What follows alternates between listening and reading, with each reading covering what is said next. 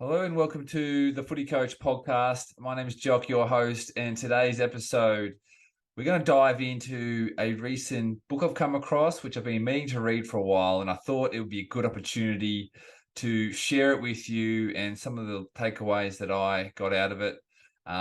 Famous book.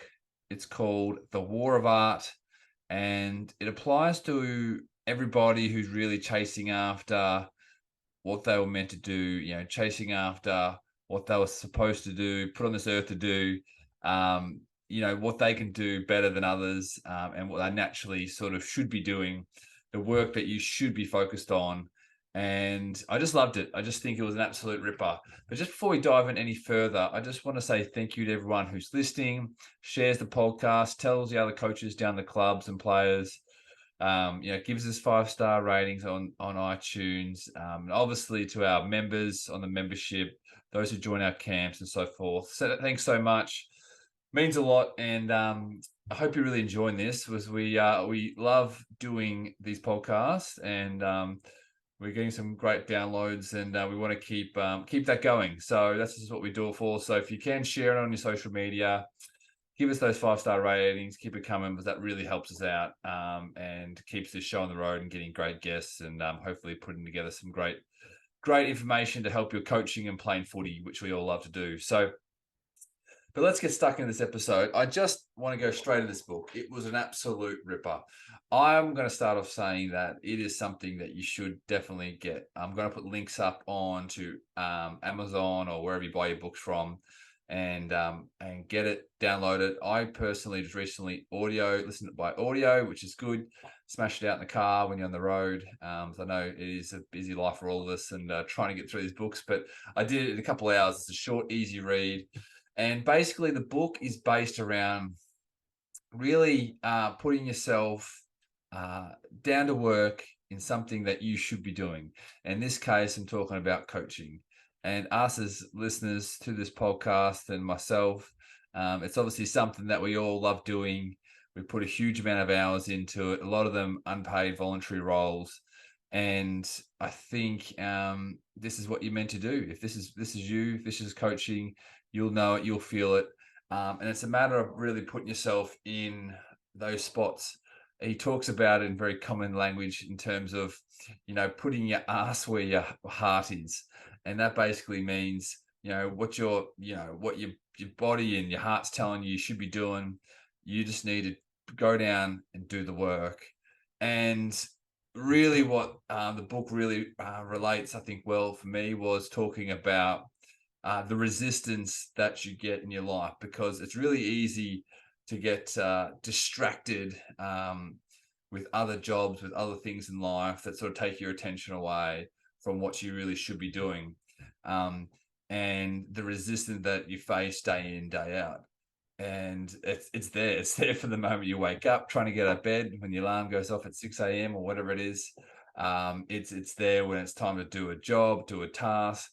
But it's about, fighting that resistance, fighting it on a daily basis, and really producing the work that you were meant to do.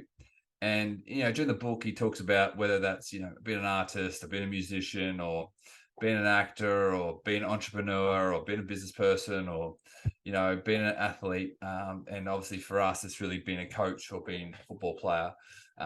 So it's really focused on putting yourself into the work and just focusing on pushing back that resistance and just doing the work, not worried about outcomes, not worried about, how the results are going. It's just constantly focused on doing the work, getting a little bit better week after week, month after month, year upon year, decade upon decade, and just doing what you were meant to do. And the author, Steven Pressfield, has some really great life examples of him. He wrote a number of really great books in the end. A few turned into movies. You might have seen The Legend of Bag of Ants for all you sport movie lovers like myself. That's definitely a ripper and definitely something I would check out and recommend. But he's done a stack. And this book, though, is focused on looking back at that. It took him 10 years before he got a book deal. It took him such a long time, for years, from 18, I think, until his early 30s, when he was doing a whole different odd jobs, from picking fruit to driving trucks to you name it. He finally found his calling and being a writer, and decided just to do the work, just do the work, just do the work. And that's when he really found his way.